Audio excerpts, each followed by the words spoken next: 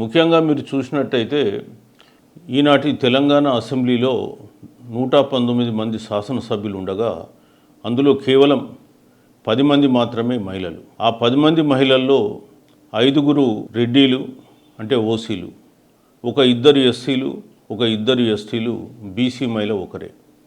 అలాగే పార్లమెంటు లోక్సభ సభ్యులు మనం చూసినట్టయితే 17 మంది సభ్యుల్లో 2 మహిళలు ఉన్నారు.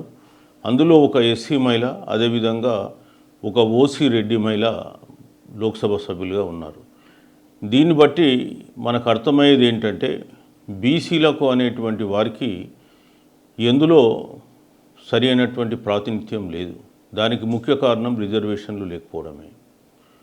అందువల్ల ఈ మహిళా రిజర్వేషన్ బిల్లు ద్వారా రేపు లోక్సభ స్థానాలు పెరిగినప్పటికీ, అసెంబ్లీ స్థానాలు పెరిగినప్పటికీ బీసీలకు కానీ బీసీ మహిళలకు కానీ పెద్దగా ఉపయోగం ఏమీ లేదు. ముఖ్యంగా బీసీలు ఇప్పుడున్నటువంటి పర్సంటేజ్ను కూడా వాళ్ళు కోల్పోవడం జరుగుతుంది.